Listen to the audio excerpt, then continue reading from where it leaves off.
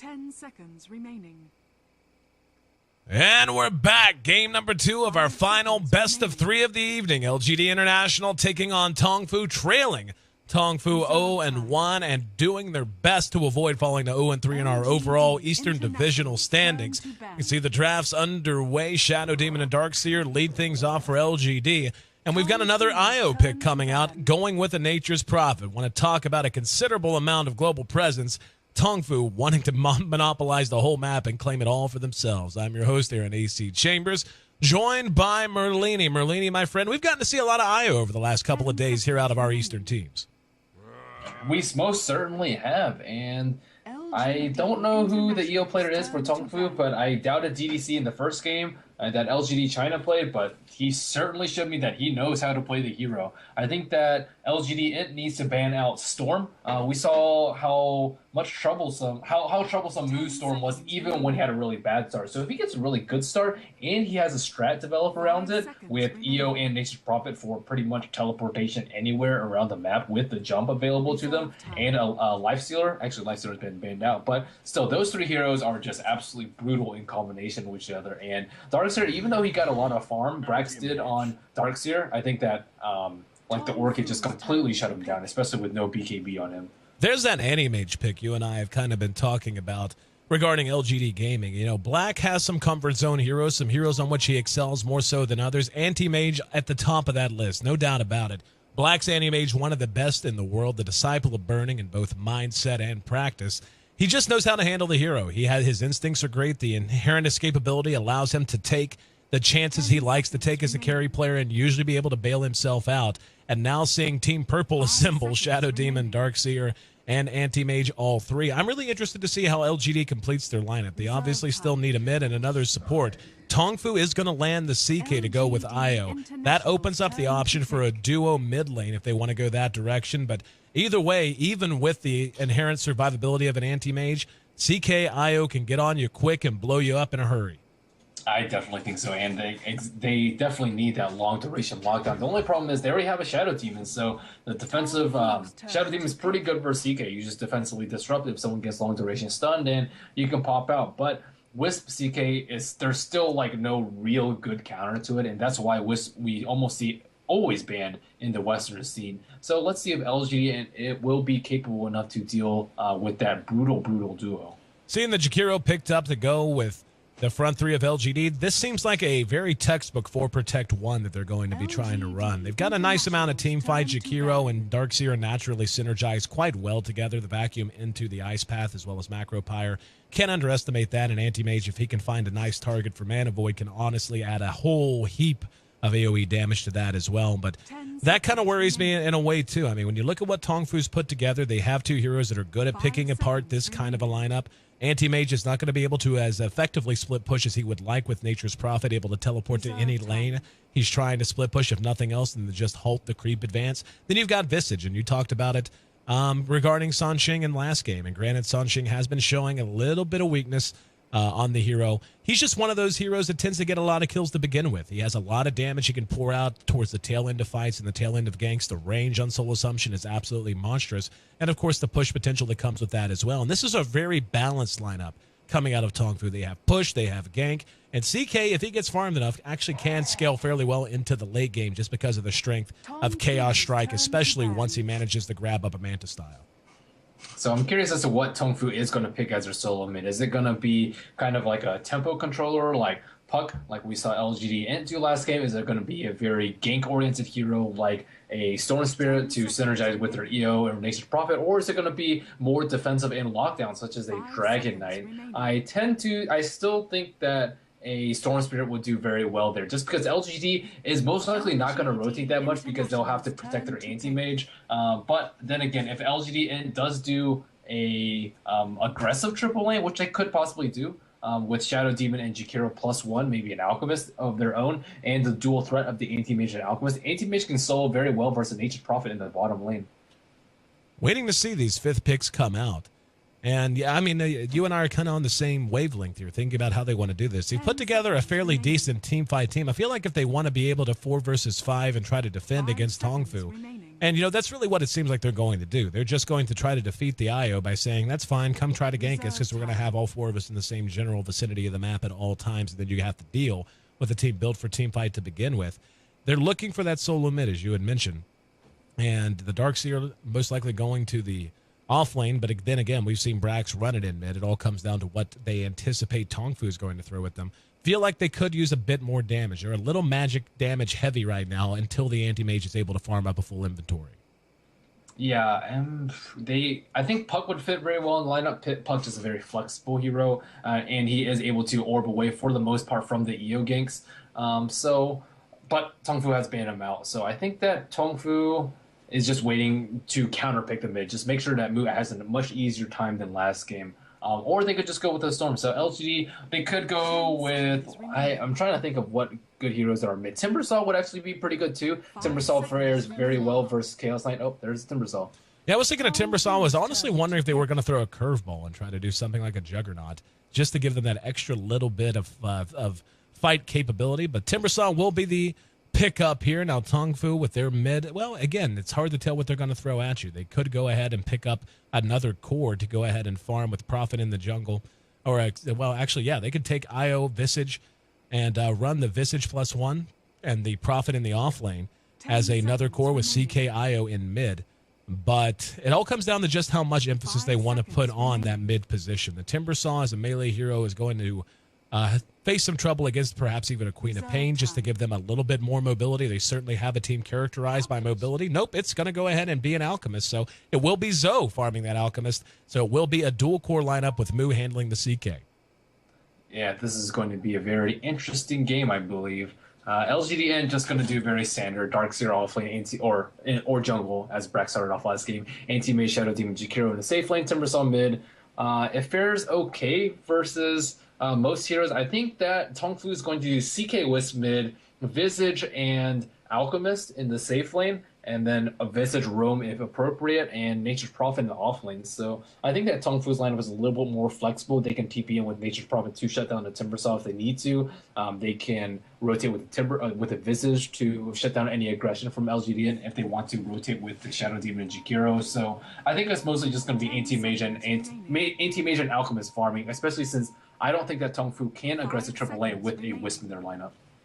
Here we go, loading into game number 2 of our third best of 3 of the evening. LGD International still in search of their first win here in competitive play in the Eastern Division of D2L Season 4, brought to you by Kingston HyperX. Tongfu looking to go ahead and improve their record just a bit as well. And looks like the connection issues continue to plague things. Wanted to take this opportunity to remind everyone to check out D2L.gg. The website went fully live this evening. Well, this evening you're on Pacific time anyway, perhaps this morning if you're one of our brothers and sisters out in Europe or parts unknown. But yeah, check it out. It's divided into 2 divisions. You can pop in, check live standings, updates, VODs, write-ups, all that fun stuff, all the information you can want about the teams, our format, the playoffs, and everything else. Again, that's D2L.gg.com. Still waiting on ZSMJ to reconnect, and there he is. Speaking of, that answers your question on who would be playing the IO for Tongfu. Looks like it'll be the former carry. Yeah, and we see a pause coming out. Alchemist has disconnected from the game after Pycat said to go, so looks like Zoe on that Alchemist again. Why try something else when Zoe just completely carried them last game and brought them back from a pit of despair? Yeah, Zoe, yeah, showing why. I mean, when you ask a lot of most professional players, if you tell them to name the top 3 carry players in the world, most of them will have Zoe in the top 2, if not the top position entirely. I mean, the guy is just an absolute monster and very well admired by viewers and commentators and players alike, and showed why.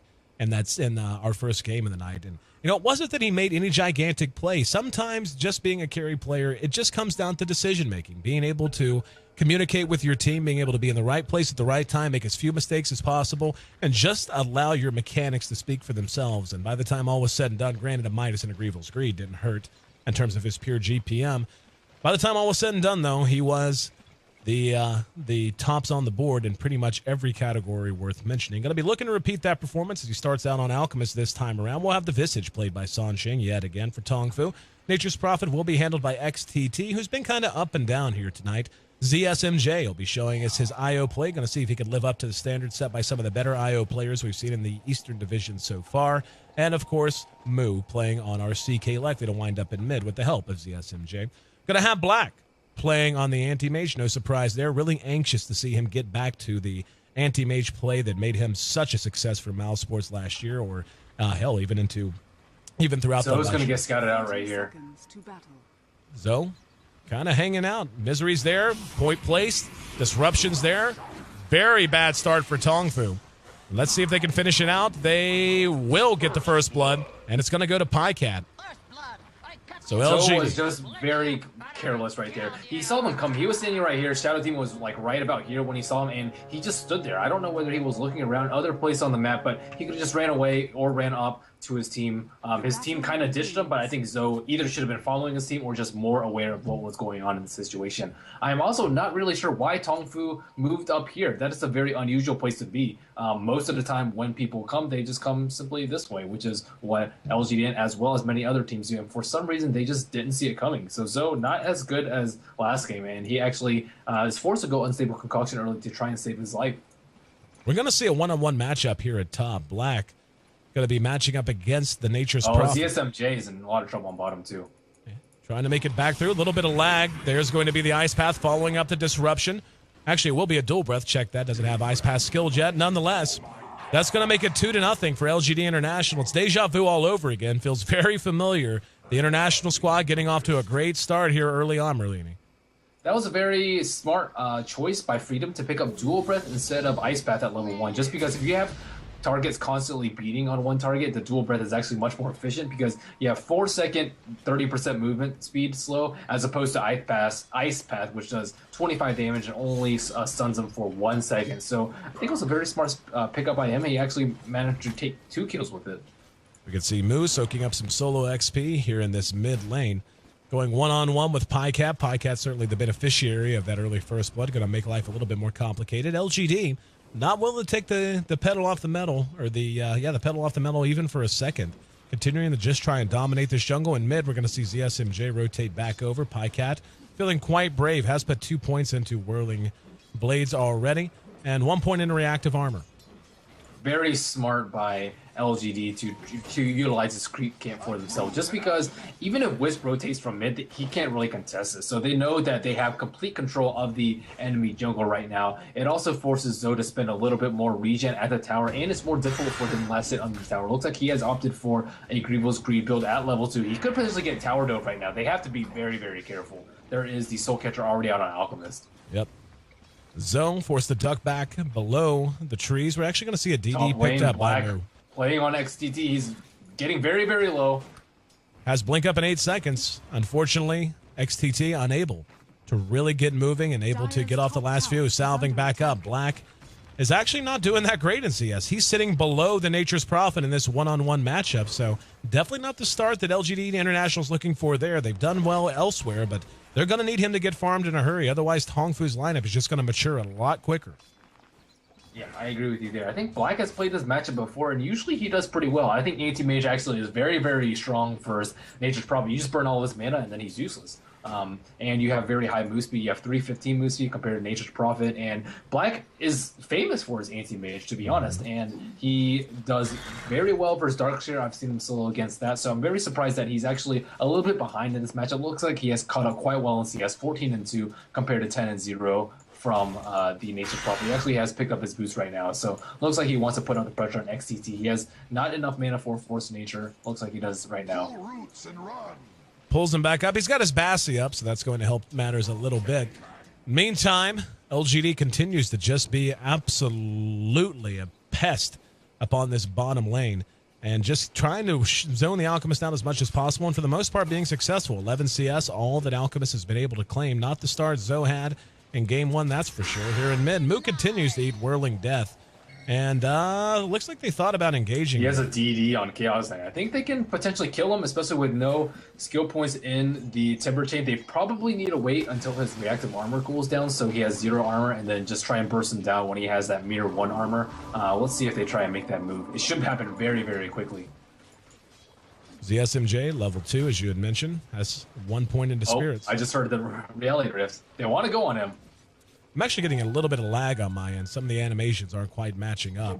There's going to be a double damage room picked up by the Chaos Knight. Actually not picked up, but activated. And not going to be a target for him to spend it on right now, and I would imagine they're going to be... Pykat's going to rotate bottom with a haze. This is going to be brutal for Tongfu. They can't really do anything versus it. CK Wisp is not level 6 yet. They don't have any TP scrolls on anybody. The XTT on Nature's Prophet on top is like a mere Furion, but what is he going to do with only 110 mana? This is going to be a brutal double kill. Here we go. There's a disruption. Lead things off. Pycat comes in. Soul Catcher on, and Zoe blown up. Never had a chance. Now, Shadow Demon with that kill. Sanshin could be in some trouble as well. Pycat right on his tail. Brax is there to help melt him down as well. And LGD showing once again just how effective they are in this early laning phase. Up at top, the Tranks picked up by Black. That'll make life a little bit easier. But the tier 1 bottom looks like it's about ready to drop very, very soon. ZSM and J spending a lot more time in lane now. Looks like they want to get him to 6 so they can go ahead and not make the mistake they made in game 1, which was not capitalizing on an advantage when they got it.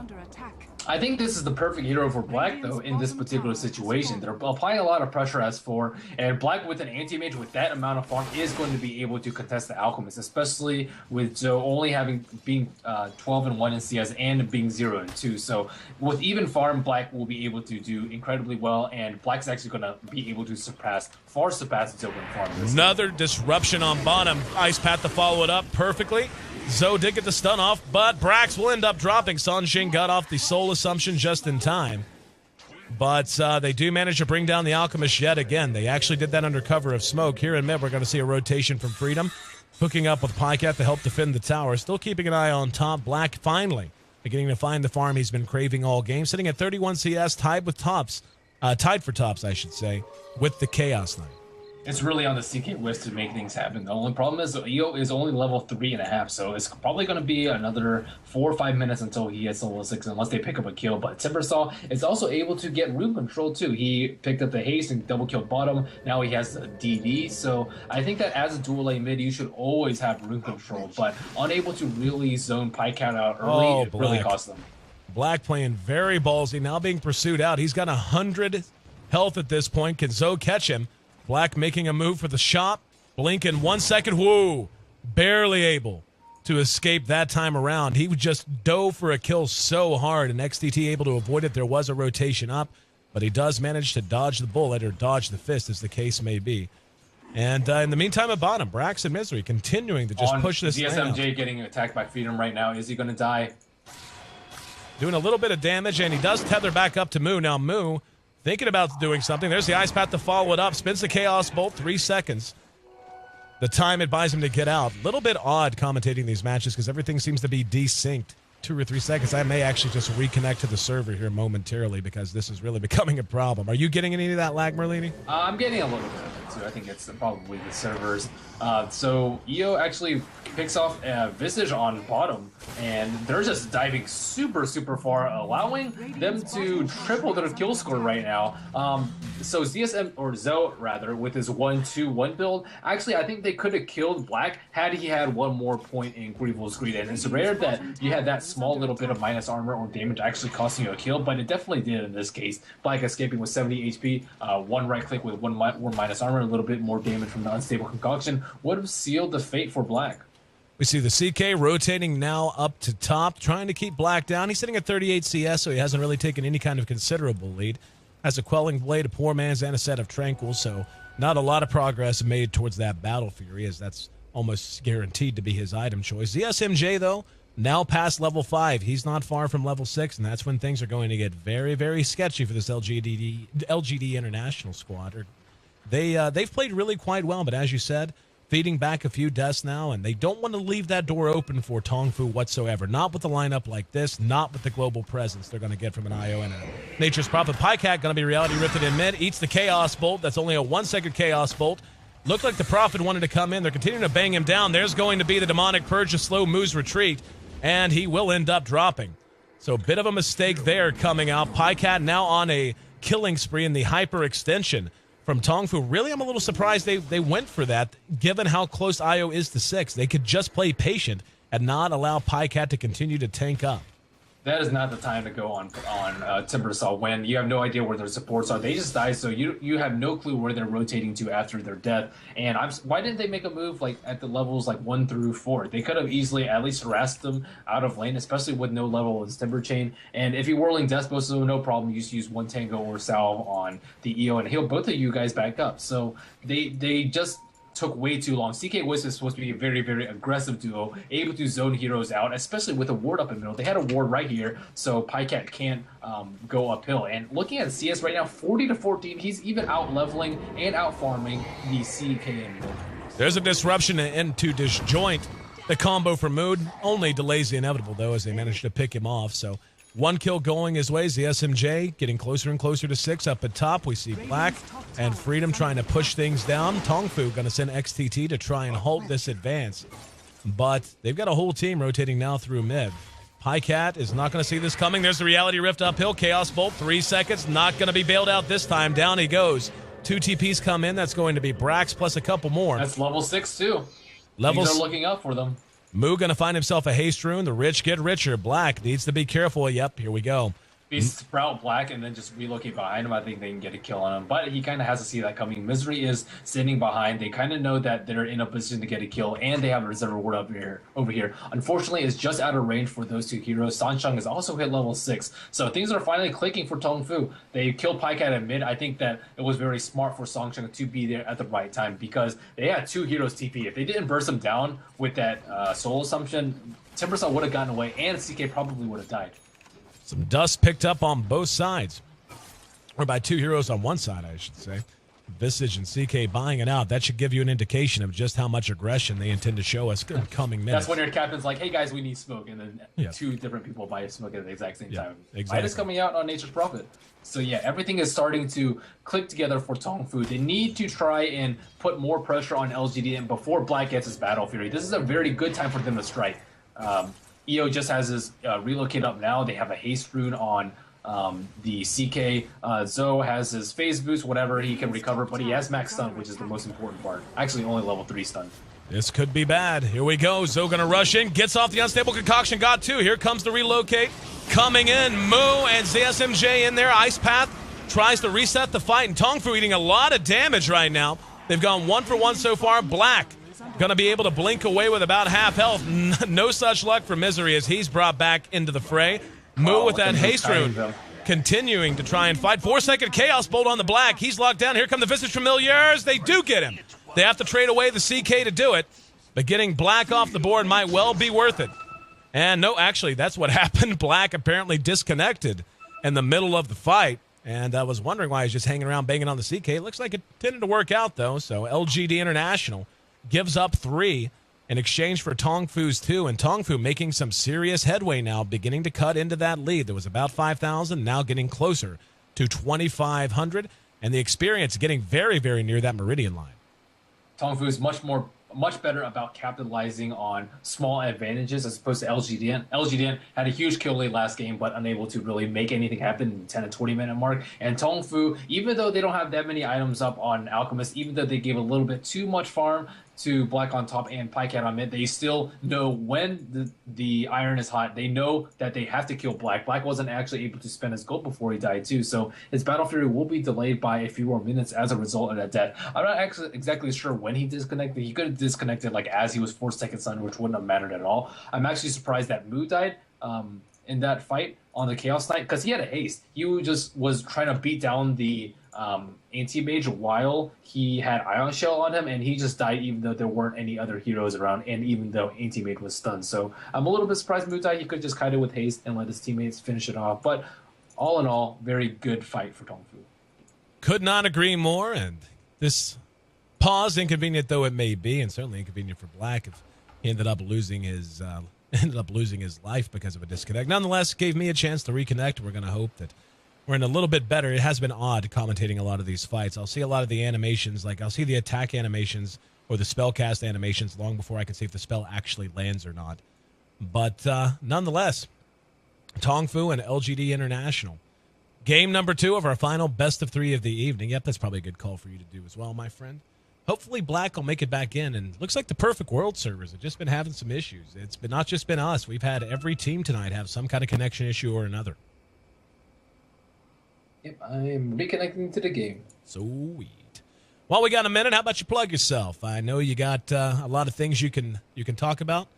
But, yeah, tell them about the website, where they can find you on Twitter, and certainly where they can see you stream, since you stream kind of like a fiend.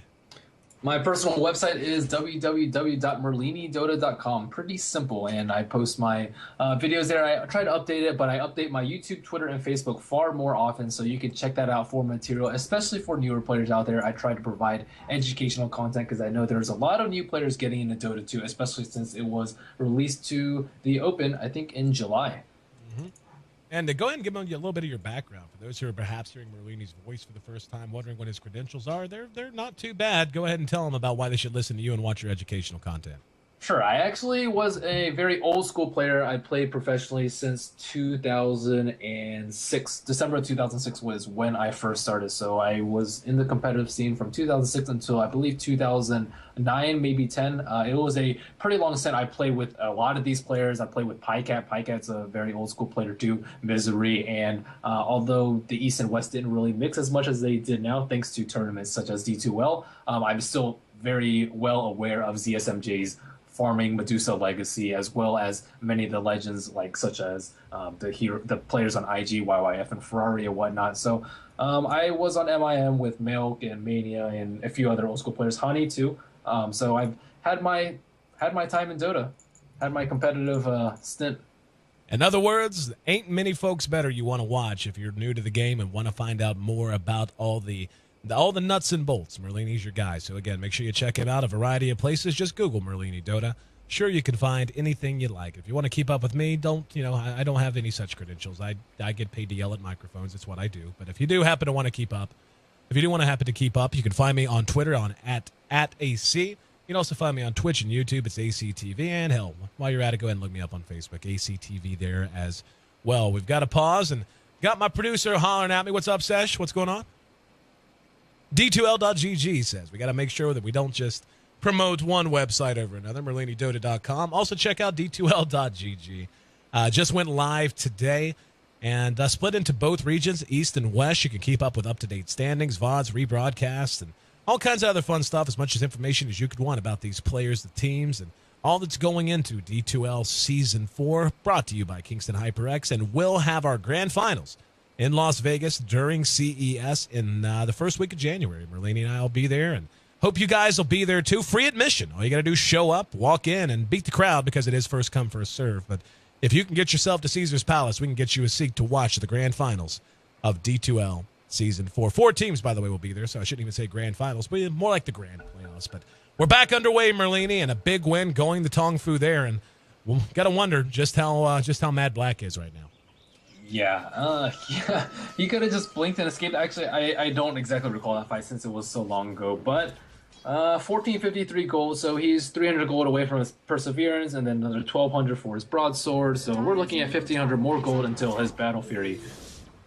Zoe going to be caught out. There's an Ice Path following it up, Whirling Death there with the Timber Chain, and that's just another kind of goofy death given up by Zoe. He gave up one for First Blood, and now giving up yet another just as they had begun to make a little headway, and I'm beginning to wonder if the players aren't having some similar issues. The reconnect definitely did not fix the lag. I think that Zoe was actually buying his Shadow Amulet at the time. He actually bought it right before he died. So, yeah, that is a very wonky death from Zoe, though. Zoe was, very spot on last game about farming, knowing when the opponents are around and when he's not. And this game is Alchemist's different story. Already 4 deaths in 13 minutes time with his tower pickup. If Black gets his last hit, his Battle Fury should come out well around the 15-minute mark.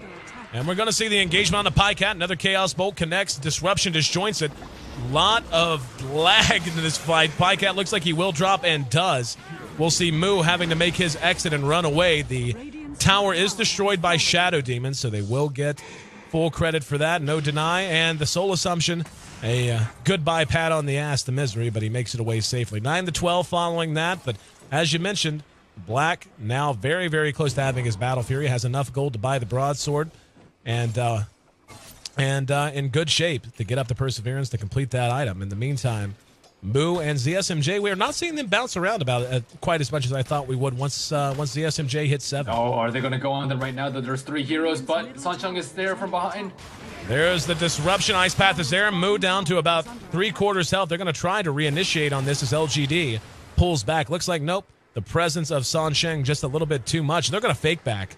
They smoke up as they back towards the tower. Now they're going to go head hunting once again. The Visage Familiars are leading the way. There's smoke, though. They might be able to see them. Oh, no, Misery gets caught out.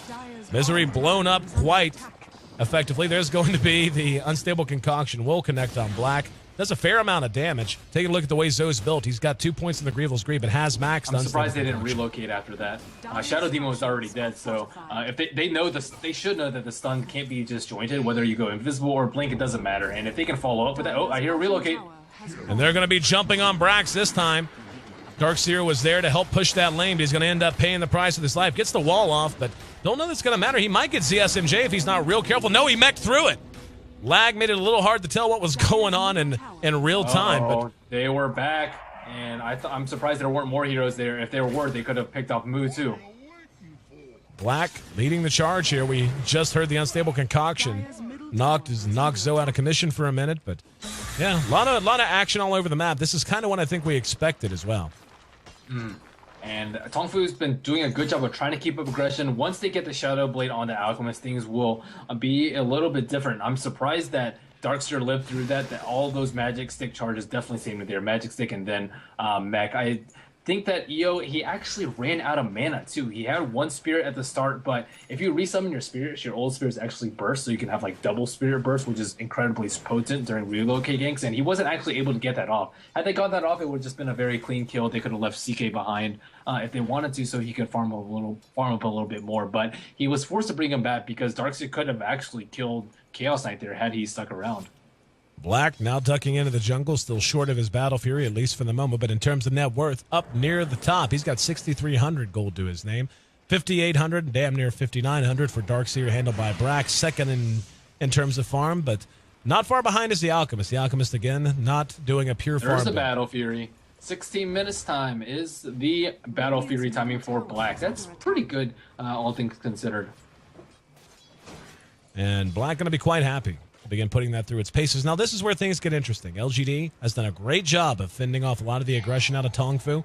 Looks like we're going to see ZSMJ and Moo hook back up. More smoke picked up now, this time, though, on the side of LGD.int. Now, are they going to run a pure out-and-out for Protect 1, or are they going to try and just complicate Tongfu and complicate their lives, I should say, with a lot more movement? The smoke would seem to indicate the latter. It depends on what Tongfu wants to do. I think that Tongfu is going to try and keep up the aggression with Shadow Blade. He's going to try and scat out some ganks, throw out an Unstable Concoction with a relocate, and then kill Black. So I think because that's probably going to happen, I think they have to do the 4 Protect 1, Protect Black. Make sure he gets his Manta Style. Once he gets his Manta Style, things change a little bit because CK Wisp is usually only good at single target burst. But once he gets those Manta Style images, things will be a lot easier. And Alchemist isn't really that farm right now. Sure, he has a Shadow Blade, but he has less than half CS. He has 56 CS compared to 113 of Black. I see a smoke from 3 heroes near the Dire Secret Shot. But they don't really have to worry about Alchemist like getting back into this game so fast, just because they're putting up a lot of pressure with those 4 heroes. So as long as they can keep Black alive and keep fighting with those other 4 heroes without trading terribly poorly, they should be pretty okay for LGD International. Tongfu about to run into this smoking. That's going to be Brax, Freedom, and Misery. Darkseer, Jakiro, and Shadow Demons. The SMJ out front. Here we go. XTT spotted out. Looks like they thought better of it. Got a whiff of the enemy and decided now wasn't the time. In the meantime, Zoe's got help on the way up the top. That's going to be Sancheng. Black continuing to just bounce around the jungle, farming away. As you mentioned, the Battle Fury coming out at a decent time does put a bit of a clock on things for Tongfu. Grievel's Green only 2 points in it. Zoe with the Shadow Blade up. One would think he's going to want to fight more often than not. Hang on. Good vacuum in the Chakram. Wall's going to go down. Disruption onto the high ground to lock Moo down, and the TP reactions are there. Can they mech through it? They will. They're going to re-engage. Misery now in some trouble. Brack's going to be blown up following the Unstable Concoction. Or perhaps, actually, that was a Chaos Bolt, I do believe. The lag making this very difficult to commentate. Sancheng ends up being picked off as well. Anti-Mage actually securing that kill. In the meantime, Pycat's in some trouble on the back of the fight. Will end up killed off as well. Freedom throws out the Ice Path from the low ground. Black comes back in, notches a double kill when all's said and done, and then blinks back to the safety. of his own side of the river. So they end up getting 3 in exchange for 2. They lost the DS and the Timbersaw, but more importantly, Black got 2 kills out of that. Yeah, I think that Tongfu should have won that fight considering they have vision over here. They should be very well prepared for what LGD has if they are going to push up mid. And they already used their smoke, so I'm surprised that Wiz died so fast there. If they hadn't died, Nature's Prophet actually has a mech, so if he just mechs... Oh, Misery. About to get blown up. Misery, chopped down, and Zoe now got a whole tail out. Brax is there, but not a whole lot he can do to help, as the damage was already done, so Zoe getting himself a free kill to make up for the kind of silly death he took. We see Moo and ZSMJ now moving back into the top lane. XTT kind of serving as a little bit of bait here. But this is kind of what I think we expected coming in. I mean, LGD mostly sticking together. There's a Vlad's too on anti-mage. They may do Roshan very, very soon. That's going to be really bad for Tongfu. Yep, he's just going to jump on in. Just does not care. Going right to it. And anti-mage... They have to know something's up. Look at Tongfu's vision right now. They see no one's defending top tower right now. Just Pycat. They're still gonna be able to kill him probably right now. We'll see. But looking at their vision right now, they have vision of the jungle right now, so they know that anti-mage is missing somewhere. He's not farming any of the lane, so I think they suspect something funky is up. Black's got the Roshan down to about 1/5 health, and yeah, there's not going to be any contesting of this here. Tower was destroyed, so that certainly helps. Looks like we're going to have another quick pause. And CK ends up disconnected now. Even if they do kind of talk it over and decide that Anti-Mage may well be in the Roche pit, at this point, there's just not going to be a whole lot they can do. Roche sitting at just 1,300 HP. And a very effective little piece of trickeration now coming out of LGD.int. Yeah, very smart build for the Vlads, and he actually disassembled his Tranquils into treads too, so I think the Vlad definitely pays for itself. Yeah, it's 2,000 gold, and that could be a Yasha, but if you can secure a Roshan, especially in this manner where you don't really give up that much, Pycat hasn't actually died on top yet, and they just lose a T1 for it, when their lead is just not that big, is just huge. If Black can just get his Mantis die without dying, or even just losing the Aegis, it's going to be really, really difficult for Tongfu to deal with him. Speaking of Pycat not being dead, he's also got a soul booster up at this point. Certainly makes him much more tanky. Now they know what happened. Black finds himself an Aegis to go into the inventory. 1,300 gold as well. Where's the Visage Bird scouting it out? Sansheng. Moo's actually really underfarmed too. He doesn't even have drums. Just Treads, Magic Stick, Stout Shield, Bracer, Count Portal Skull. He is super cool. We're talking about 20 minutes in, a CK with 0, 3, and 8 as his score. Yeah, we haven't seen them relocate that much. I mean, right now, they have a chance to do so if they wanted to try to engage here in mid. Unfortunately, I mean, they've got that global presence. I just haven't felt it. Really and truly, it feels like LGD has done a much better job of setting the pace of this game. And Moo now farming the enemy's jungle along with ZSMJ. They just have to try and make something happen. Yeah, Tongfu just does not seem to be that really good at early game. CK Wiz didn't really get off to any sort of dominating start like we've seen some of the other CK Wiz duos in this D2L league. Yep, ZSMJ, again, I mean, no idea how much he actually plays on the IO, but I just, again, Moo, a good player at what he does, just expect to see a bit more. And Black just having his run of the map right now. Split pushing lanes, jumping into the enemy jungle for free farm. And, yeah, it looks like the server, not just problematic for me, problematic for many people. So do apologize for the disconnects, as well as the fact that my video is simply not very, well, I shouldn't say my video. It's not a video issue. It's just watching cast animations and not seeing the result for 3 seconds afterwards. Little confusing when you're trying to cast a big team fight. I think that if Tongfu doesn't make something happen within probably in between the this Roshan and next Roshan, so they pretty much have a 10-minute window to do something. If they don't, then Anti-Mage is just going to get huge. They're going to take down next Roshan, and then it's going to be even harder for them to get a lead in this game. And Alchemist, this is not a Zoe Alchemist from last game. Still sitting only at phase boost and Shadowblade. Although he has 2,800 gold, he's probably going to have to get a BKB just because of the huge amount of lockdown and burst from Timber, THD, as well as Darkseers. So that's pretty much 4,000 gold sunk there, and Anti-Mage doesn't have to get a BKB. He can just dodge a Whisk Gank, just be super annoying with his split push, and then eventually just get a heart and just absolutely crush them in a 5-on-5 situation. Unfortunately, they haven't stacked the Ancients at all. Black is stuck in the trees right now, so he isn't able to accelerate his farm in that manner. But there's already his next item out. He has his Yasha. We're going to see Freedom and Misery moving through their own jungle just to the north of ZSMJ and Moo. However, nothing spotted out here in mid. Brax in position to defend, and I agree with you. Tongfu really is on the clock here, and I like the way you put it. I mean, with that Aegis picked up, now's the time when they really need to make something happen. So, actually eating quite a bit of damage. They're going to be forced to pop his ult just to regen. They're going to move on down into their own jungle. I'm not sure if they're just trying to find Black or what, but they're definitely not getting enough out of these picks. The Nature's Prophet, taking a look at him, he has his mech and his Shadow Blade. Even he has not really felt like that big a force on the map. He just finished his Shadow Blade, though, so maybe they'll be looking to change that now. Yeah, he has a mech, but they're still losing team fights. I think he needs the sheep as soon as possible so they can just Shadow Blade initiate on the anti-mage and kill him with a relocating. They haven't really been doing a good job of scouting out for anti-mage. Typically, you have a Shadow Blade hero or a Bounty Hunter. Bounty Hunter is also very good at that. You find opportunities for CK Wisp so they can make things happen, but they're just playing like they normally would. You can tell that they're not as well trained with Wisp as the Western teams. Black, again, just having his run of the map at this point. Is farming his ancients, the enemy's ancients, bouncing in and out of both jungles. Taking one big loop around the map that's resulting in a lot of gold going into his inventory. He's going to have his ultimate orb right now, or could have it if he had an empty slot. He's already got the Yasha up, now hooking back up with Pycat, Misery, and company. Here in mid, Tongfu just kind of continues to do their thing, but unfortunately... It's kind of the same thing as last game, where like Tongfu just play very passively, and they're going to lose out to a super farmed opponent hero. This time, anti-mage instead of alchemist. Exactly.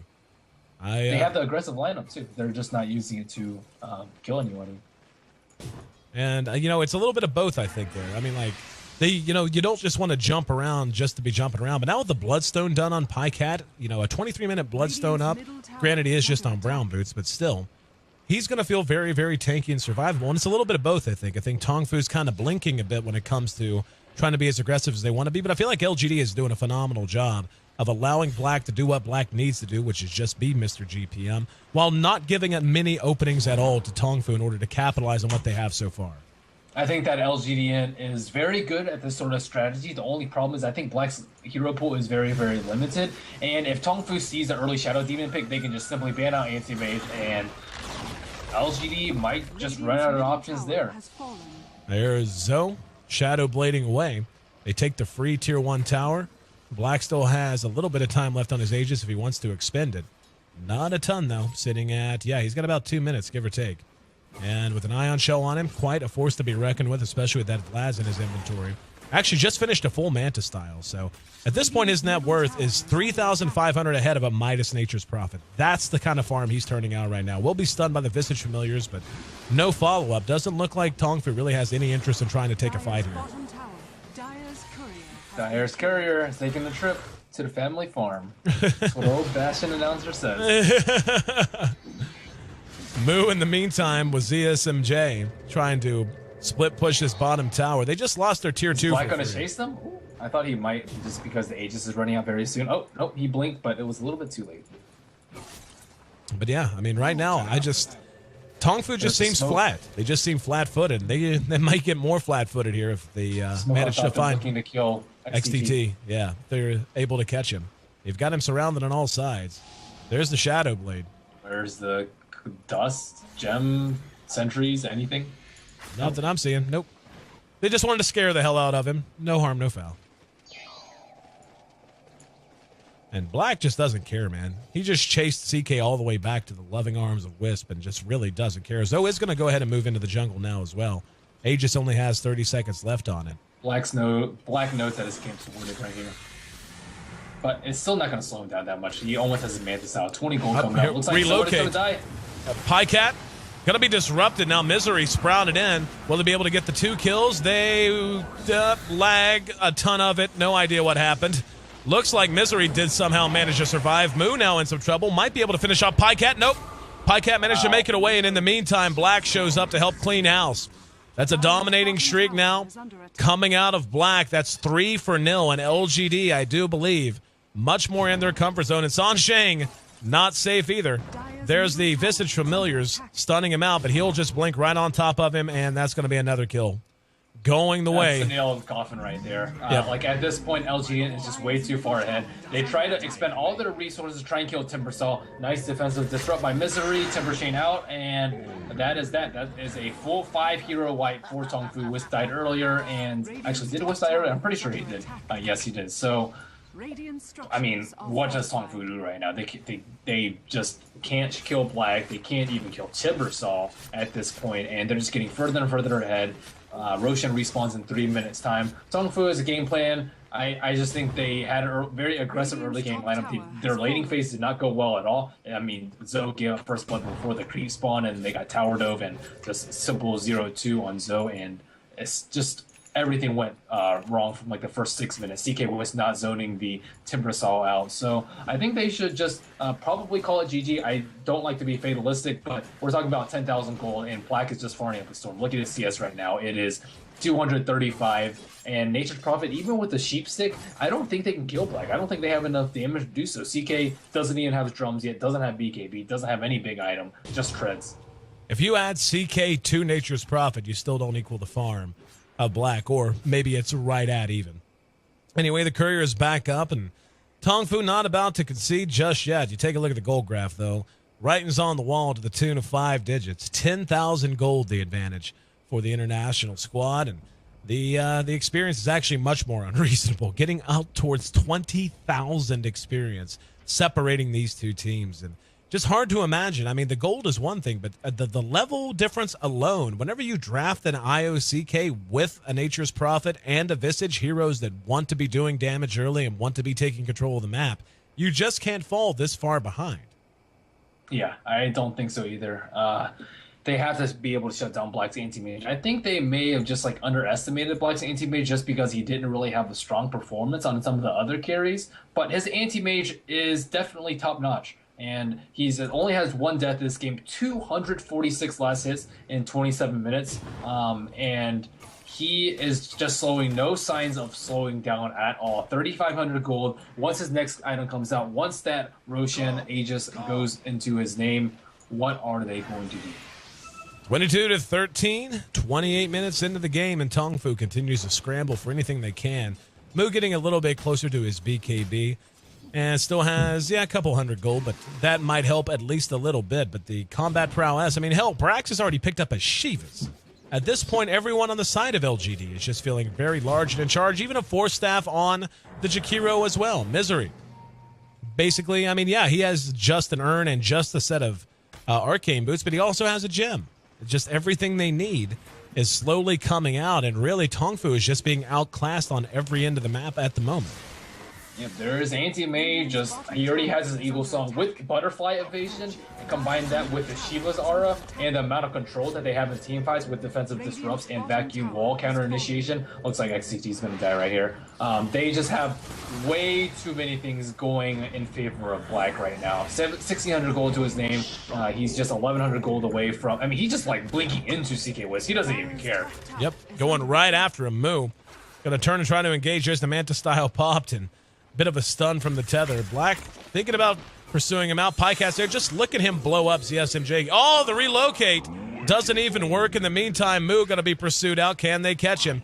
And, yep, they're just going to go ahead, try to blow him up. There's no stun. The damage, decent, but not decent enough. Where was it Whirling Death? If he had cast Whirling Death, he would have killed him with a minus 15% strength. Maybe it was on cooldown from killing Wiz. I thought it was maybe up. But regardless, you can just tell. Anti-Mage blinking into a CK Wiz. That shows you how little fear Black has. He just does not give any flips at all. 665 GPM throughout this game. And, yeah, his net worth now up to damn near 19,000. Just utterly absurd what he's been able to do. And, you know, you and I have been saying it for days. This is his kind of hero. This is the kind of hero that Black excels on. And it's a curiosity as to why LGD.int doesn't draft it much more often. And we see a little bit of damage being done to the Tier 3. XTT trying to find whatever he can, farming off in the other lane. But LGD basically free to set the tone for this game and try to end it at any point. Yeah, just with next Roshan, it should be over. They, again, don't have anything to stop Black. 2,700 gold, that is his butterfly. Do Roshan, do the Ancient Stack, and then end the game. It's a very simple game plan. They aren't really close to that many other items. They already have the Shivas up.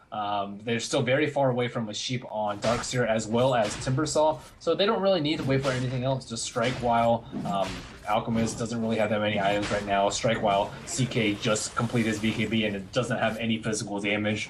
Now is the time. Black should be able to get this. They are going to try to challenge it. Those Zoes there. He got hit with Demonic Purge in the meantime.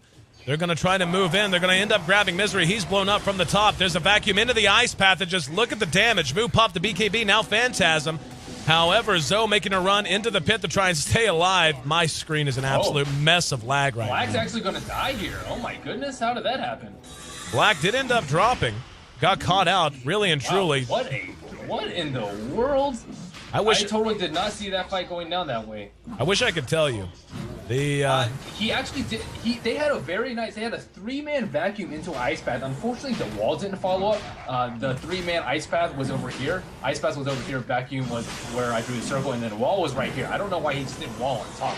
That would have pretty much sealed the deal. But Anti-Mage just got stunned for so long. They also used a Demonic Purge on the Alchemist, but didn't actually go on him right then and there. And they can just use Defensive Disrupt on the Shadow Demon if he actually turns around and stuns the Anti-Mage. So I think a little bit of a misplay there. Black just playing a little bit too passively.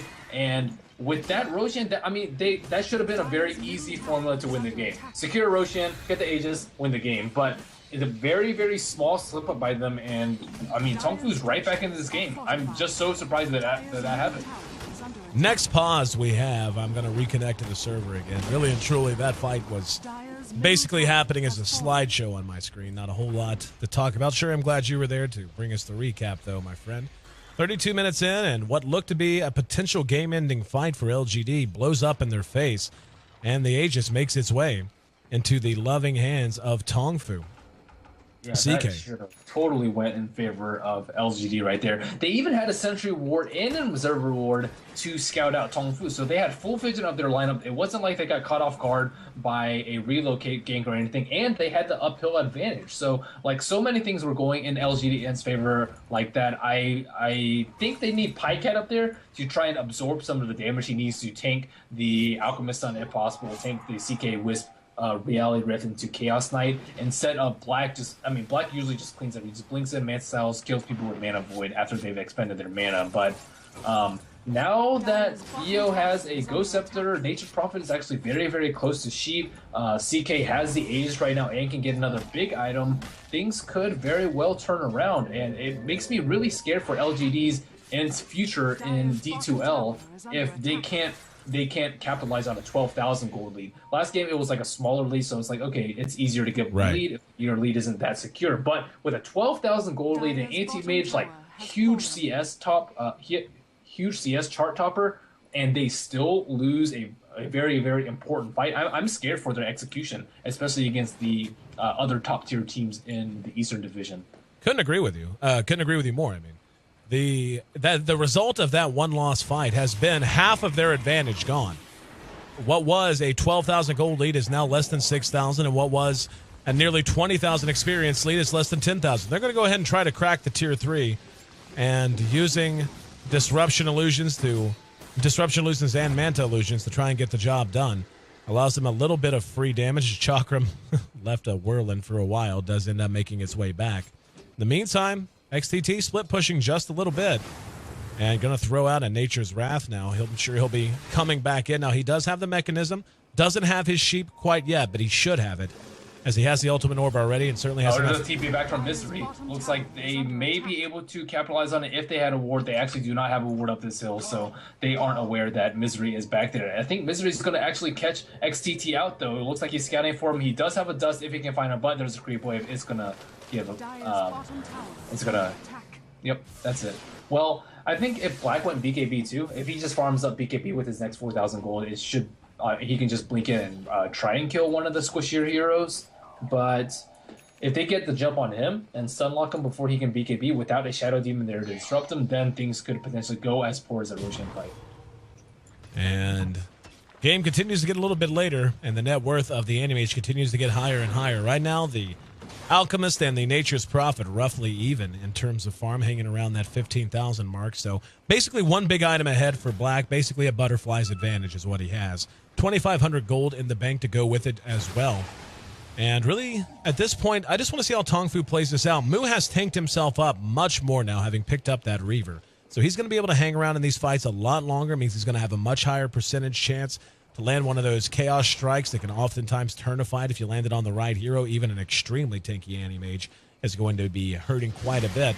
And he's going to be hitting level 16 soon, so having level 3 Phantasm plus Reality Rift, if they can catch the Anti-Mage before he gets up to BKB, but granted, that's not very long if that's his next item choice. Only about 700 gold until he's magic immune. Yeah, that's really what it's about. If they can kill Anti-Mage and stun lock him before he can get disrupted or blink out, they can win the fight. Actually, he has buyback right now, so maybe not. But if they can't, then I think Anti-Mage is going to wreck them. But with the huge amount of physical damage burst from Mu with his level 3 Phantasm, like you just talked about, and the minus 11 armor from the Acid Spray as well as the Assault Cuirass, Anti-Mage looks mortal. Yeah, he really does. And, you know, as well as Black's played, it just... There is some RNG to it as well. I mean, the dodge percentage on the Butterfly is going to be Chaos Bolt stun. Yeah, it's going to be a pretty big factor in all this. And Zoe at this point is playing a little bit of catch up. He's got 1,300 gold, doesn't have a bash or anything like that. That's really, if there's anything that I'm saying, and I'm in LGD.int shoes, is that I don't want to see a basher come out on Zoe, and wouldn't surprise me at all if that was his next item choice. Yeah, if he gets Abyssal MKB like last game, Anti-Mage is just dead. Yeah.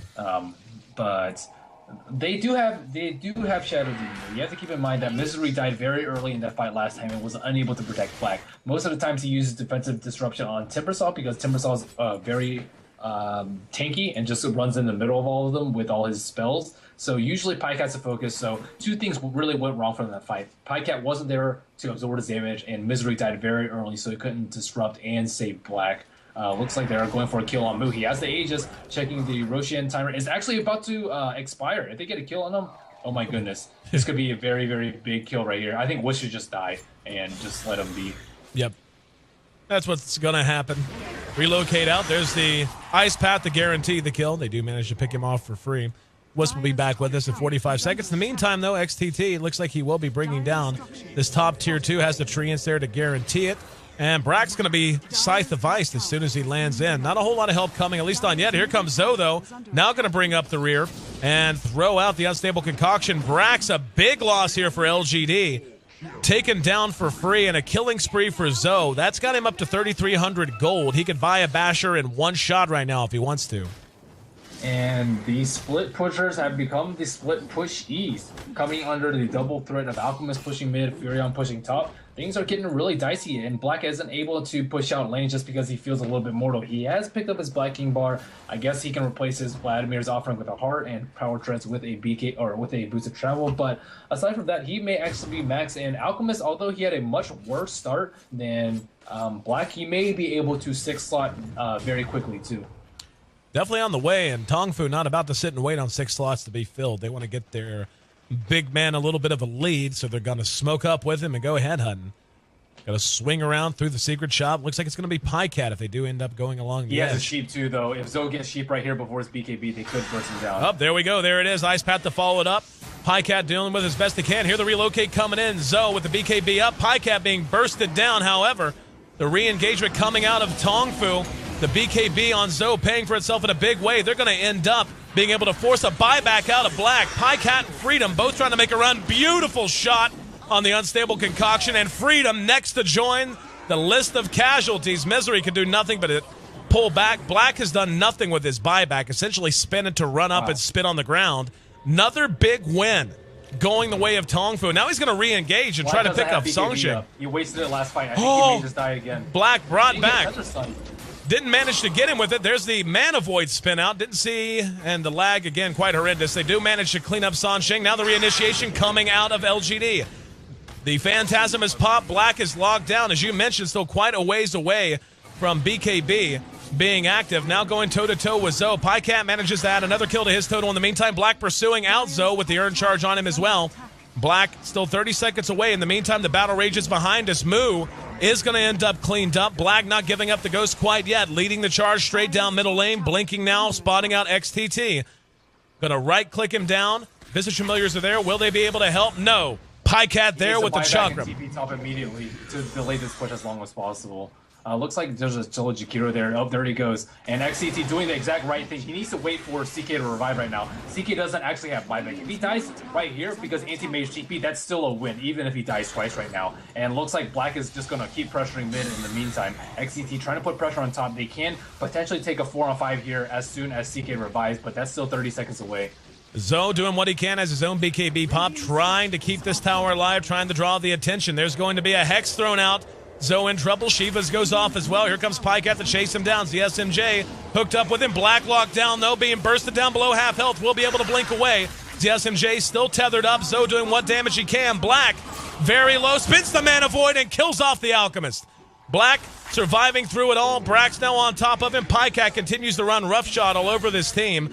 And it looks like the buyback's forced out of Tongfu as well. Trying to reinitiate out Unstable Concoction, caught Misery, and a Chaos Bolt will land on Brax. They didn't manage to get the racks, but they did manage to get a couple of kills. The Prophet did end up dying. Roshan is up right now, too.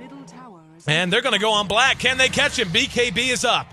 BKB up on Black, allowing him to escape. That's going to put that on cooldown for 70-plus seconds now at this point, though. And as you mentioned, the big guy holding the cheese and the Aegis is up. There's that Basher coming out on the Alchemist, going to confound life for the Anti-Mage a little bit more. Just a question of how confident Tongfu feels. Without Brax up right now on the Darkseer, I would think they would be rushing that Roche Pit. Yeah, I think they should have done it a while ago, especially since Anti-Mage can't play very riskily at all because he has buyback up in 3 minutes' time. He actually uses BKB very, very late in this fight. He blinked in, got Tether stunned, he got CK stunned, and he was down to like 20% HP. Popped his BKB, died, and bought back. I think if he just blinked in with BKB, then he could have done a lot more damage, and the fight wouldn't have gone so poorly for LGD.int. But Tongfu, unfortunately, Nature's Prophet TP'd in and died on bottom. He TP'd right next to the Timbersaw on bottom lane. If he TP'd a little bit more away from range and away from trees, for example, over here, then I think that he would have lived, and they could just sneak in the Roshan right now. So all these small factors adding up. Looks like LGD.int knows that Roshan is up right now. Nobody's in the pit right now. This may be a very hot point of contest. Looks like every single cooldown is up right now, except for Alchemist Ultimate. We can see LGD now in position. Everyone is respond. I feel like this favors LGD because they had everyone up. If they had decided to rush the pit when Brax was down, that's actually going to be a pretty big deal. It works with his Reality Rift if he has Phantasm as well. That's like 6 CKs he had to bring down, but he just wastes them, unfortunately. Taking a look and spotting out what's going on, they see the Roche Pit is currently unoccupied. Up atop, XTT continuing to push. He's building right-click now. He's picked up a Demon Edge and some much-needed right-click. Anything they can do to burst down that tanky Anti-Mage. He has yet to build a heart, though. Just picking up the Basher, so not anywhere near as tanky as, say, Moo. And now they're going to go in. They baited him in, and he gets stunned out with the Visage Familiars. However, there's a Hex on Moo. 3-second Chaos Bolt disrupted out of. Zoe moves in. Chakram goes out. Black and Zoe, both with BKBs up. Ice Path is there. Doesn't do much of anything. Macro Pyre goes down. Black forced to blink back just as Zoe is forced to pull back out as well. Now they're going to try to engage on Roche. Black at right XTT around. is pushing top 2, so they may get a T3 and or a Rax out of this. Keep that in mind. And yeah, they've yet to respond. They got to make up their mind. This is, yep, here we go. They're going to go up. They got the tier 3. They're going to have, this is the worst result they could have hoped for. Or the best result if you're a Tongfu fan, I suppose. They have to send someone back to get there too late to save the tier 3. And Roshan's still very much a possibility. Moo got hit with Demonic Purge there. Roche at just about half health. He's going to take out the Rax, though. They have to do something about the Furion. And, yep, here we go. A little bit more confusion. Freedom making his way back up the top. In the meantime, we see Pycats there. There's going to be a relocate, and it's going to be heading up to top. They're going to try and find some kills here. Moo and ZSM and J. Oh, my goodness. That's so sloppy. In the meantime, Zoe, here in the Roche Pit, will... Oh, wow, he vacuumed away from the Aegis and the cheese. Vacuumed him away. Can they get in? ZSMJ and Moo. Brax is going for it. Surges in. Slowed him down with the sheath as we're going to see it picked up. It was snatched. Pycat came in from the top side. Brax now going to be caught out. But with some great play, bought time enough for the Aegis to be snatched away. Zoe now in trouble. Black trying to pursue him out. And in the meantime, Pycat might pay with his life, but it doesn't matter. Managing to get the Aegis away and prevent it from going to Zoe that time around. That's a triple kill for Black. He's even going to add a couple of familiars to it. Pycat back up and ready to fight once again. LGD International snatches victory away from the jaws of defeat. They seemed completely discombobulated in how to deal with that split push, but in the end, they may have lost the racks, but they got the Aegis. The relocate was just so sloppy. They could have waited for a sheep to get a guaranteed kill on either of those heroes, but they didn't wait for it. And it was a Shadow-Bladed XTT too, so they could have just been a tiny bit more patient, and then it would have been a 4-on-5 that they can contest Roche. Looks like Brax is actually going to die here, though. Up here at top, we're going to see Zoe going to town on Brax. He's going to mech through it. Here comes a little bit of help. Vacuums him back. Shadow Demon there with a Demonic Purge. XTT gets off the Sprout. Ice Path is there. Down goes the wall as well. No, XTT next on the list. He'll be picked up after being dusted. In the meantime, Black trading back for the racks he lost during that Roche fight. Going to get this mid-racks down. Looks like the Anti-Mage might be a little bit too big. He's got more than enough gold to complete an Abyssal whenever he feels like it. Got the melee racks now. Looks like he wants to finish the ranged racks before blinking away. He's actually kind of dancing back and forth. And there's Soul Assumption. Here comes Pycat in to help things out a bit. And Black now going to go ahead and rotate up the top, just taking some buildings wherever he can. Brax, Pycat, and Freedom are all there, ready to try and lock this game out. Hear the Prophet coming. There's Whirling Death. Lift's going to be used, and off go the BKBs. Moves in, trying to blow Black up. There's a nice Force Staff. He was Scythe Devised and Surged, however, now disrupted. And will be able to retreat because of that. Very nice teamwork coming out of LGD International to secure his escape. And looks like they're ready to lick their wounds, just take what they can without giving up anything back. I think that would have been a very good time for them to pursue, just because they used all their cooldowns on Black. Black was sitting at like maybe 400 HP right then, and then they can just force XTT to just TP top or bottom. He could actually TP and backdoor bottom. It wouldn't be a backdoor because there's creeps in the top lane, and then as soon as he TP back, you just chase him down with these 3 heroes. But it is a little bit of a risky play because Alchemist is not up. They're looking for an XTT. He does manage to get out in time. They do have a gem up on Timbersaw right now, as well as a sheep, so he would have been dead meat if they had spotted him. So looks like this game is still anyone's game to win. There is still, it is actually a 1 racks to 1 racks advantage. Actually, yeah, the ranged racks did fall on top as a result of that push. And now Tongfu facing some dire straits. We're coming up on 50 minutes, not very far out. We can see Tongfu did a phenomenal job of cutting that lead down. At this point, this late into the game, 6,000 gold, not the end of the world. Even the experience is a little bit more manageable. They just really need to catch Black. They need to pick him off. His net worth nearing 30,000 at this point. He has Abyssal and buyback right now, though. Yeah. It's super scary. Outside of selling his treads and getting a set of boots of travel, he's essentially 6-slotted. So Black living up to his moniker, Mr. GPM. Let's see if Tongfu can somehow overcome a fully stacked, done with farming, I would like to buy everything, Black Anti-Mage. And this has turned out to be a way exciting game now that LG has somewhat thrown away their lead. It's still around 6,000 gold difference, but it's all about buybacks right now. Alchemist, 2,400 gold. He will have buyback ready. Nature's Prophet, buyback ready in about 4 minutes time. CK, not enough gold for buyback, but he should in about 300 gold. So they need buybacks on all the important heroes. Nature's Prophet, Alchemist, and Chaos Knight. Whereas on LGD, it looks like, Pycat has a ton of Bloodstone charges, 17, so he should be able to get into the fight relatively quickly, even if he dies. Darkseer, 2,000 gold, he has buyback in 2 minutes time, so once all these buybacks cools down, it's going to be just an absolute train wreck of a fight. We might see like 14, 15 heroes die in a fight. Tongfu pulls all the way back to the safety of their tier 3s, recognizing everyone was gone and not wanting to be caught by a smoke. And at the moment, looks like both teams are quite content to sit back at least a little bit longer. I would love to try to reconnect to the server, and but worried that a fight could break out at any time. There's Boots of Travel now done on the Timbersaw. He's getting very near a full inventory as well, though in a different way. He's got a lot of utility items as well as a gem. But Zoe, in the meantime, he's about 1,000 gold out from grabbing his Abyssal Blade if that's the direction he wants to go. And he just doesn't feel nearly as potent, I mean, for obvious reasons, as that Anti-Mage. A full 10,000 gold behind him. I'm 500 creep kills on Black. So he's looking at 10 creep kills a minute in this very, very long game. And let's see. I guess both teams are trying to play passively until they have their buybacks up. Still, Roshan's up in 5 minutes time. But with the amount of Abyssals and Sheeps and Blinks and buybacks that are going on, I have no idea how the next fight is going to go. It's really going to come down to positioning and execution. A lot of it's going to come down, I do believe, to catching Black if you can. Oh, they might find Zoe right now. That is going to be a huge kill. They DD on the dodge. DD on the Anti-Mage as well. They're going to go ahead and head south. They've got 2 down here. That's Zoe and XTT. He's going to go ahead and Shadow Blade. 5 seconds on his teleport cooldown. Doesn't look like they're going to be able to catch him as he hides as far back on this map as he possibly can, realizing not very safe territory.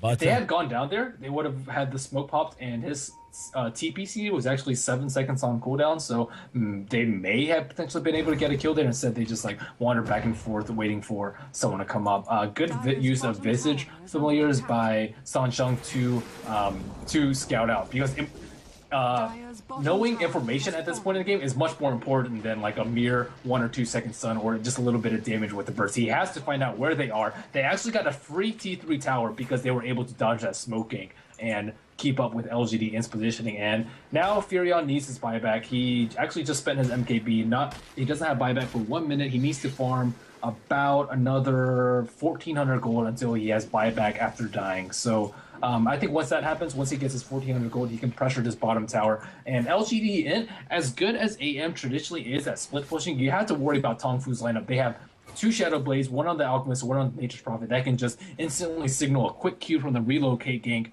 and instantly their split push is kind of negated. And Tongfu's actually has a much better strength in this late game, even being at a gold deficit, just because of their very high mobility. Both teams running almost exclusively as 5 now. Black, 4,600 gold in the bank, has yet to pick up bots. Looks like he would much rather just have that extra little bit of survivability and attack speed coming off of those treads. He is level 25 and has been for quite some time. The Alchemist still trailing by 3 levels. The MKB picked up on the Prophet will help give them some more options in terms of damage output, but really what it's going to come down to, I mean, Scythe of Ice, big item. The CK, though, I feel like we haven't talked a whole lot about him. He's going to need to land some crits. His target prioritization is going to need to be quite high. The earlier they can get Brax out of these fights, the better. The earlier they can get Pycat out of these fights, the better.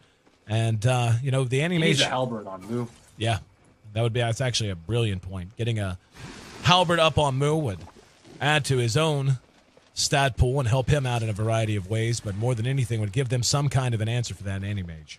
Let's check Furion's gold. It's still sitting at 1,100. He's still quite a bit away from that buyback. That really crucial, about 2,200 gold is the mark that he needs to hit. That is the most important thing for Tongfu right now. They have buyback on Chaos Knight. They have buyback on Alchemist.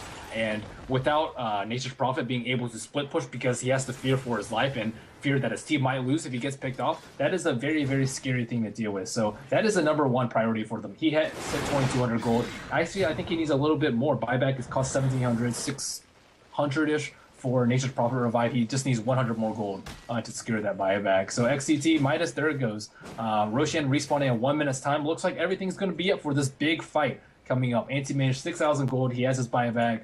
Darkseer actually does not. Darkseer THG do not have buyback. Neither does Shadow Demons. So LGDN actually only has buyback on the ever so important Anti-Mage, and that is it. Yep, and Pycat as well. Pycat's actually further away than anyone. Oh, yeah. Sitting... Pycat has Bloodstone, though, so whatever. Yeah, he has 17 charges. Good point. Yeah, he should revive in like 30 seconds time. Actually, he's level 21, so closer to 20 seconds. And he has boosted travel and blink. So, oh, I thought of blink. I got scared. This game's just like so, like, even though the kill score is 13 in favor of LGD, the game is certainly like, oh man, it is just super close right now. Check out the goal graph. We are back to this game has not been this close in 15 minutes, and was not this close except for that one time 15 minutes ago. It wasn't even this close 7 minutes into this game. And yeah, the later the game goes, we're at 2,000 gold advantage currently for LGD International. And the experience as close as it's been in quite some time as well. So they do have an advantage, but that advantage not nearly what they would want it to be if they had their druthers, especially with 4, as you mentioned, lacking buyback. At this current moment, though, Tongfu is spread out. What's Black going to do with the Aegis, though? Who's going to pick it up? I guess the buyback situation can be mitigated if they get this free Aegis and cheese. They're not doing anything about it. This is like the most important part of the game post 50 minutes, besides buybacks, and they just let it go for free. Yeah, this is a little bizarre. Even if they do nothing but show their face and make LGD kind of blink about it, while they let the Nature's Prophet split push, and we saw how effective they were with that. They really put LGD in a spot where they seemed to be confused. Communication seemed to break down. They lost a free tier 3 in racks. But, yeah, they just decided that a 50-minute anti-mage 6-slotted, it's K if he just takes down a Roshan and gives away an Aegis and cheese. He has a fresh 10-second BKB now, so he can just die and buy back. So 10-second BKB, pretty big deal at this point in the game. Alchemist needs Abyssal Blade, but it looks like he's actually going for an MKB. If he buys his MKB right now and spends that 3,000 gold, he will have enough I think it will have enough for buyback. Yeah. Zoe going. Yep, there it is. Grabbing that MKB. And this game could go any way at any time, it would seem. And it does look like LGD is going to end up trying to make a run for it now. They've got the cheese on the Darkseer. No surprise there. There's the MKB. Very good use of Treants by Sansheng. Again, information is the most important part of this game. If they know that LGD is split pushing, they can TP in with Furion and put a lot of pressure and force LGD into a very compromising position. So they always need to keep tabs of where LGD is, whether it's sacrificing gargoyles, whether it's sending in treants everywhere around the map like XTT is doing right now. That is very, very important for them. And very smart. Zoe poking his nose up here, throws down the acid spray. Freedom is there along with Pycat. And doesn't look like either of them really want to. Just does not care. He saw the chakram, and most people are like super scared at this point to die, but he's just like whatever, because they saw 3 heroes bottom with this. And if they decide to go on them, they can just turn around with a CK Wisp relocate. And still some time. Tick tock, tick tock. I mean, a couple of minutes have already passed the Aegis with about 4 minutes left on it, give or take. And LGD, I mean, like we talked about, the Anti-Mage is 6-slotted right now. He is basically banking for buyback and to replace his BKB from time to time. In the meantime, looks like Tongfu's okay with that, and really, I don't blame him. They're just letting Mu catch up at this point. He's got 5,000 gold tucked away. He can buy another big item very soon. I think the CK is a ticking time bomb, because if he manages to grab the Anti-Mage in between BKB charges or just after a Scythe of Ice coming out from the Prophet, land a couple of crits, that could be all she wrote if there's another good stun coming out of the Alchemist. And they just let Tongfu farm up too much this game, because Black is going to have the problem where he is 6-slotted, and then now that he's 6-slotted, he's actually replaces BKB, but that's just a big gold sink. 4,000 gold to him is much, much less important than to like an Alchemist, who can just pick up like 2/3 of an MKB with that sort of money, instead of just making your BKB from 4 to 10 seconds, which you already have a BKB. So looks like LGD is trying to force the issue while the Aegis is still up. Looks like bottom lane is not that far pushed in. XTT needs to push the lane out a little bit more before they want to mount a defense. And I think if they do pull back here, now they're going to smoke. All right, LGD going to cut across into the Radiant side jungle, try to get a pick. Oh, they might just go up through mid, too. They don't actually have any wards through mid. If they just pop up there, they don't have a sentry, and whew. I mean, Moo's up in front, and he has buyback, so it's not that big of a deal. But if they get one of the weaker heroes without buyback, could be GG. We're going to see LGD moving down. XTT still just hanging out here. Throws out the Sprout. And he has very good positioning, though. He's able to dodge the smoke ganks and dodge just... if they were coming from here, they'd only probably go down to here and check, and when they're smoke ganking, they'd probably only check like around this area. So he's very, very aware of where the opponent thinks he's going to be. And I just asked for a pause because I want to reconnect with the reconnect. I'm going to explain. Yeah, I didn't want to do it whenever it looked like we might have a fight, but this looks to be a very awesome in-game fight, and I do not want to be hampered by lag if I can help it. So I'm going to go ahead and reconnect now and just hope that we can get things going a little bit better, because as of right now, it's very weird. Those who are seeing it on stream, is I'm seeing a lot of things happen in real time, but whenever it gets into these big team fights, it really becomes a slideshow. Attack animations and spellcast animations lag behind by huge amounts, and I got a feeling it's just going to be a ruined fight if I'm unable to get this done. Obviously, out of our control, just has something to do with the connection from our current studio into the Perfect World servers, but I am rejoining now. And want to thank each and every one of you for being a part of the broadcast here today. We're in Game 2 of this best-of-3. LGD, hang on. Go. TY. And we'll hope for the best here. LGDN has no Ghost Scepters up on their supports right now, which is a very big deal. If you can block 4 seconds of damage from anybody, that is just incredible. Alchemist and Chaos Knight can't really do that much when you're Ghost Scepter, so I'm surprised that none of the supports have picked it up. They do have Force Staff. I guess it's mostly because they expect Anti-Mage to be the point of focus, but Darkseer is actually pretty important now. If they can take him down, the vacuum in the wall is still very, very disruptive this late into the game, so... I'm surprised they haven't picked up any Ghosts. On the flip side, we see Visage have a Ghost Scepter as well as an EO. Still very tenacious lead by, I guess, LGD probably has a slight advantage since they have Roshan, but if they don't make anything happen within the next 2 minutes, it's pretty much just a waste of ages. Looks like I do have a slightly better connection, at least for the moment, so we're going to hope that holds out. There's a little bit of glitchiness here and there, but not nearly as bad as it was before. Nonetheless, we're coming up on a 60-minute game. And, yeah, this single game has gone longer than both games of LGD.int. And now... Well, looks like here it is. Okay. Well, 1.5 minutes left on the Aegis, so they don't really have the risk of it not being used during the fight. They are going to force the issue, but this is going to be a very, very tough hold with everyone having buyback on the Radiant side. Every single last one of them, except for Visage, who is only a mere 180 gold away. So you can tell how scared. Here we go. They're going to go for it. Blinking in. Zoe getting blown up right off the bat. The SMJ's there with him. BKBs are up. He's going to turn and try to re-engage. Moo there with his BKB popped as well. Damage being done on both sides, but it is a slideshow, as I hoped it wouldn't be. Black now going to town on Moo. Bursting him down. Does he have it? He does. There's a scythe of ice used on Brax. They're going to re-engage. He's locked in with the Sprout. Now the Chakram out. And the Ice Path there to help lock Black down. Black does end up dropping. Got a kill at the end, but now Pycat's all by himself. Zoe still up and ready to fight. The Aegis reclaimed in just about a minute. Buy back out of Black, so that bit of gold is gone. He has his boots of travel, so he makes it back to the battle very, very quickly. More importantly, though, the CK did buy back. They don't have that. However, Zoe did not. Zoe did not drop amidst all of it. So he has buyback, and look at this. They're going to relocate back home and go after the Tier 4s. They're going to look to blow up Freedom. Freedom ends up dropping. The Tier 4 ends up down. Now they're engaging on to Brax. Brax is gone. Pycat is in trouble. He drops. Buyback immediately from Brax. It's just Zoe and Moo right now. Pycat being blown up yet again. Black now trying to do what work he can. XTT is there. Gets hit with the Abyssal at some point because I saw the animation. Black, though, forced to blink away and run for the well. Unstable Concoction will stun Brax out. Black at the mercy of the regen. Look at this. Tongfu held their own base, and now they're swarming the Ancient. They do have a glyph. BKBs are up. There's a disruption to prevent the Chaos Ball. Black, though, taking a lot of damage, will be able to blink away a second time. Doesn't matter. The glyph has been used. Look at the treants. Look at the right clicks.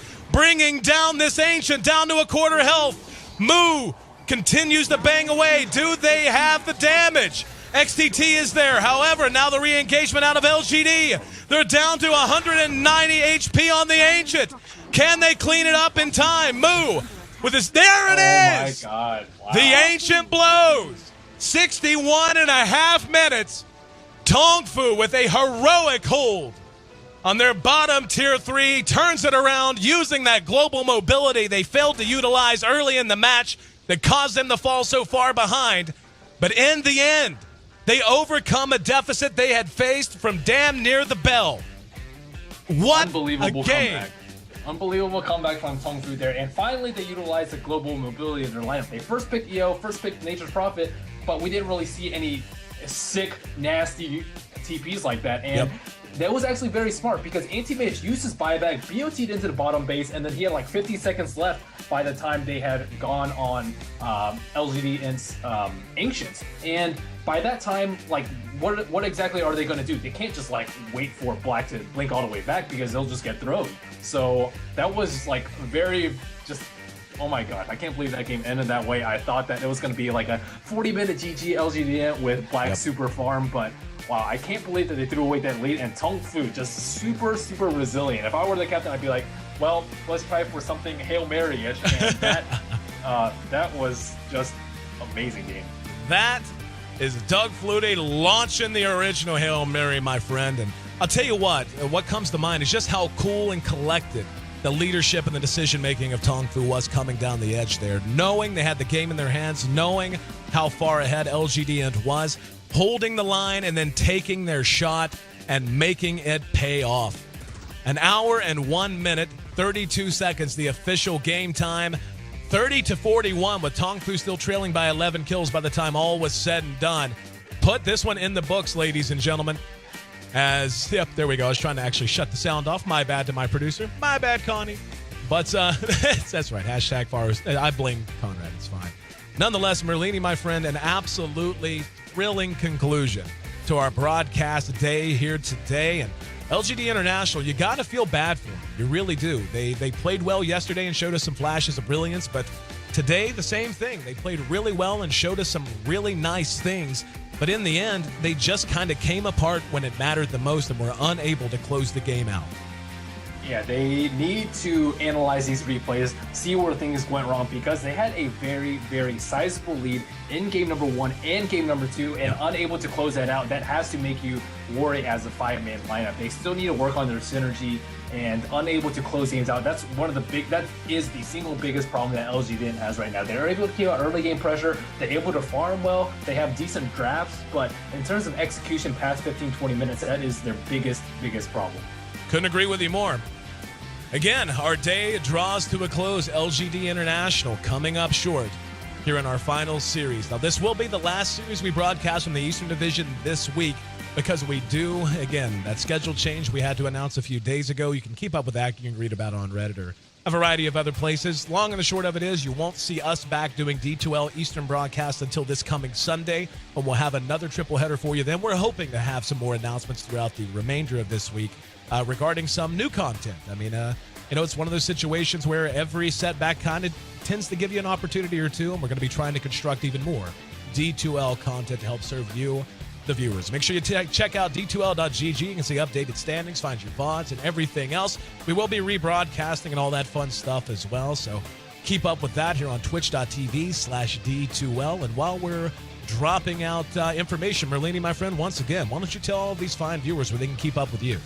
You can keep up with me at www.merlinidota.com. I also release videos, guides, tutorials regularly at youtube.com/merlinidota. I also Twitch, stream on Twitch fairly often. Not so much because I'm casting this wonderful tournament, D2LGG with you, ASC, but that's twitch.tv/merlinidota, and as usual, Facebook and Twitter, the normal social media.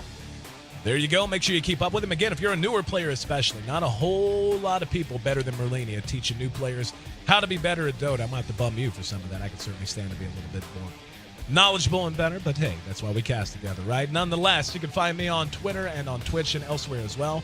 On Twitter, it's @AC, @AYESEE. On Twitch, it's twitch.tv/ACTV. And you can look that up on YouTube and Facebook to find me there as well. Once again, our third series ends in an upset, a crazy comeback from Tongfu. LGD International falls to 0-3 in the standings, and they're going to have to get things together in a hurry to crawl out of the cellar. Signing off for the D2L, this has been a Kingston HyperX production in conjunction with Monster Energy, Astro, and of course, Razor. Hope to see you guys back on Sunday. Again, this coming Sunday, we'll be back at 6 p.m. Pacific Daylight Time. That'll be 9 p.m. Eastern Time, of course, 3 a.m. Central European Time, and then add another, 6 to that, 9 a.m. For our Chinese brothers and sisters. Until then, enjoy your evening, morning, or afternoon, and enjoy some Dota.